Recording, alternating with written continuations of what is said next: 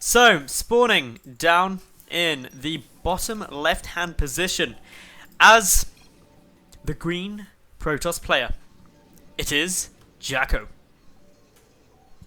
And his opponent, to the top right, the orange Zerg, RenZan. Okay, so even though there's some new icons, don't panic. Do not panic, whatever you do. So I've spoken already a bit about how Protoss work and how they're different, but I'm going to talk a little bit about how Zerg's different in Starbow. Basically, Zerg hatches can only have 3 larvae maximum. Queens can't attack by default. They do have an ability that allows them to attack for a bit, but then there's a problem with the damage isn't that high. Transfuses work. They can also cast Transfuse on a constructing building to make it build faster. And their injects, rather than waiting 40 seconds then 4 lava popping, just increase lava production speed. Macro hatches play a big part. And well, it looks like RenZan going to be playing very greedy, taking a base nice and fast. JackO, meanwhile, also going to be taking his own expansion pretty damn quickly. And this makes sense because when you're playing against Zerg, they are going to be quite passive. Zerg units are also pretty changed up, if I can actually find one. So we've got Vipers, Roaches are now on Lair Tech, Hydralisks are on Hatchery Tech. They are very slow without muscular augments. You've also got Scourge, they are like a flying baneling, basically. Defilers, they can use Dark Swarm, also got Plague and Consume. Vipers have Ensnare, Abduct, and Consume abilities. So these are 2 air spellcasters. Other than that, you've got Lurkers in there too. That's good fun. Lurkers lead to lots of interesting times. Looks like JackO going to be going for a cannon rush here. So this is something that, of course, many of us will be familiar with. This is punishing the greedy expansion. JackO probably going to go and take his natural base once he's got enough money for it off the back of this. And this hatchery almost certain to be cancelled now. Extra drones are getting pulled, but with the cannon in the back, I think that should be safe. I think JackO, though, doing a good little cannon rush at the moment, though. Of course, a lot of lost mining time coming down here, and pulling drones wastes a lot more mining time than it did in StarCraft 2. Purely because you get so much more per return. And actually, good defense there by RenZan.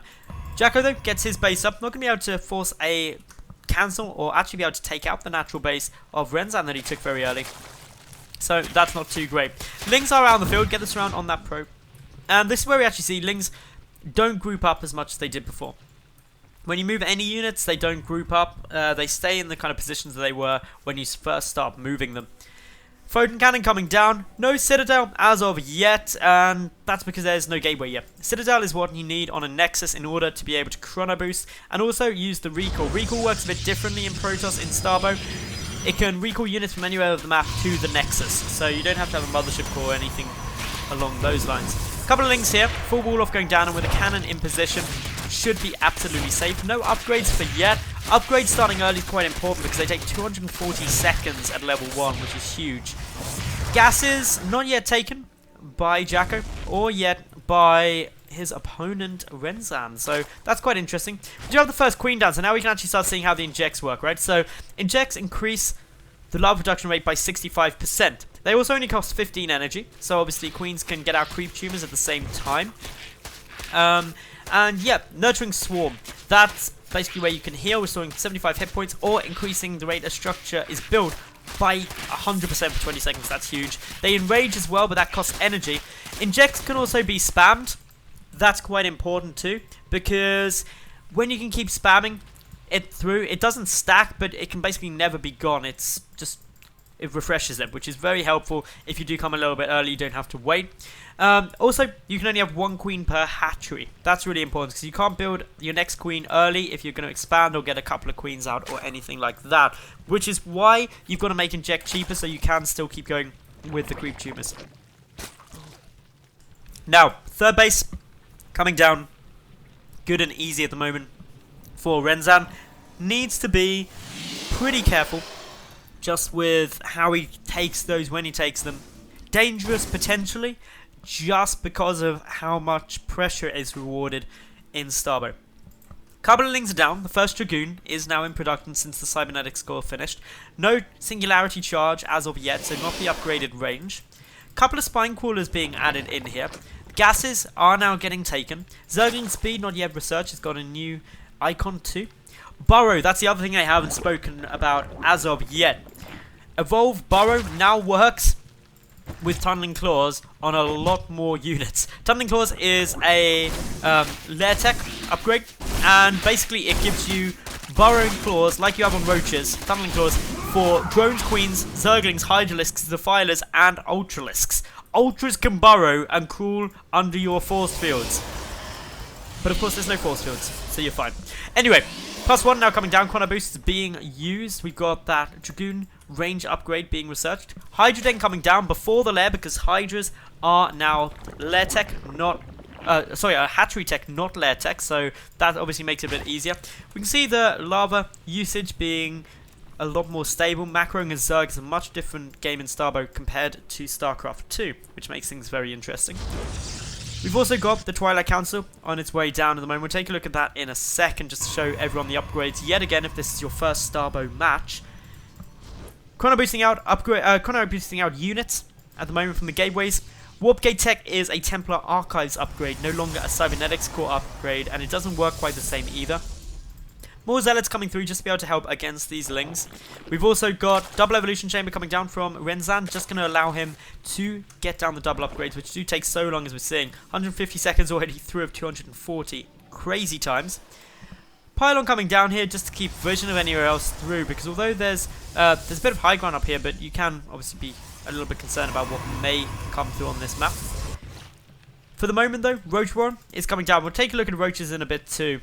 Lurker Den of course important. Now it's gives your Hydralists the option to morph into Lurkers, which are very, very powerful against a lot of ground units. Other things that are going on, obviously the 1-1 upgrades, melee attack and ranged attack, not something that you usually see in combination in Heart of the Swarm. Templar Archives now coming down too. That allows both Dark Templar and also High Templar to come through. Roaches are now in production. We'll take a look at Roaches. Hydralisks aren't down on the field yet. Those are Hydra Den, but it's not being used. Nice little surround here by the Lings. The Zerglings do have metabolic boosts, but they don't get the funny little wings, so we don't have to keep an eye out for that. Dragoons are now in full retreat. Gonna be dangerous. Trying to fight here just with so many Zerglings, but great surround. Big damage being done, and this is great at the moment for RenZan. Unfortunately, Zealots coming in, that really bolsters the forces already there, but Roaches coming to help. Roaches do have Tunnel. Their damage output is now 16 per hit. They can tank a lot more damage, and because of that, they're going to trade pretty well. So, what else is going on for the moment? Well, more Roaches are coming through. Groove Spines being upgraded for the Hydralisks, as well as Muscular Augments queued up behind it. We've got Tunnel being researched for the Roaches. So it allows Roaches to use the Tunnel ability, which temporarily burrows the Roaches for a few seconds. While burrowed, the Roaches moved at an increased pace and suffer less damage from attack. Pretty cool. Other than that, things looking fairly standard, to be honest. Overlord speed upgrade coming down here. That's all good. And, well, this is a huge amount of Roaches coming across the map. Something that's going to have to be careful. Explosive damage does do full damage to armor that these Roaches are, but of course the Zealots won't really hurt as much. You can see the Roaches tearing through at the moment, trying to chase down those Dragoons. Dragoons hitting pretty hard. No high ground advantage in play at the moment. Just a tiny little choke there that obviously we will see JackO be cautious about, but he's winning this trade at the moment due to how many Dragoons that he's got, forcing a retreat out of RenZan. So, as things stand, JackO slightly up in supply, his work count up quite significantly. Banked up lava, non-existent. RenZan doing a good job of spending all of those. Can use Tunnel to get away. Remember, Tunnel reduces damage taken by 50% and increases the speed of Roaches greatly. So, now the Roaches starting to chase down again. Now we're seeing Tunnel go into effect. 5 seconds, they boost towards units for taking minimal damage. That is an attempt of retreat from JackO. We're able to back away through that tight choke. It'd be very, very dangerous to get through there. Hydralisks also make a new sound, it's worth noting. As some Hydralisks come out, they sound way more like lasers in my opinion. You can see the damage from Hydras with +1 is 11. They also do explosive damage, so they do bonus damage to armored, or full damage to armored, reduced to medium and light units. So they'll be good against these Dragoons. Third base is up for both sides. A fourth attempting to get taken by RenZan. Bold move. Potentially going to pay off very well though, if he's able to keep it up. We've also got macro hatches. I'm surprised that's the first macro hatchery we've had for this game so far. Both players managing their bank of resources effectively. Roaches still coming across the map. Big push on its way through here. Hydralisks are there. We'll hear the lasers in a minute. Of course, Dragoons getting good DPS output onto pretty much everything. The concave for JackO. Solid tunneling being used by those Roaches. Pressing forward aggressively. And this is where JackO has to be very, very careful. The Hydralisks dealing good damage to the Dragoons. Only Dragoons remaining. And this is RenZan pushing through, able to snipe down a good number of the Dragoons. Still many Hydralisks alive. You can hear that cool sound effect coming through there. The third base and high ground advantage trying to be utilized, reducing the hit chance of Hydras attacking up onto those high ground. Meanwhile, more Roaches coming through. 2-1 upgrades on their way as well. The Roaches aiding, helping a bit more. I heard a couple of Hydralisks attacking something there, I'm sure. But all in all, this is safe times. The Citadel coming down on the third base for JackO at the moment. Meanwhile, the fourth for the Zerg player is up and running. That fourth base, very important. Observatory coming down as well. The Observatory allows you to get observers out. Of course, the Amulet upgrade is there, increasing the regeneration rate of High Templar's energy by 25%. Storm is still in the mix.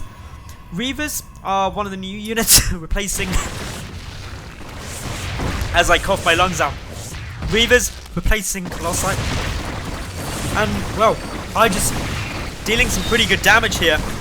Are able to deal significant amounts to most of the Protoss forces, but specifically their explosive damage. Dealing 4 to Dragoons. They're not very effective against Zealots as light units. They only deal 50% damage to those. But the Dragoons getting cornered. Roaches pushing forward. If they activate tunneling, then they'll be able to close up the distance.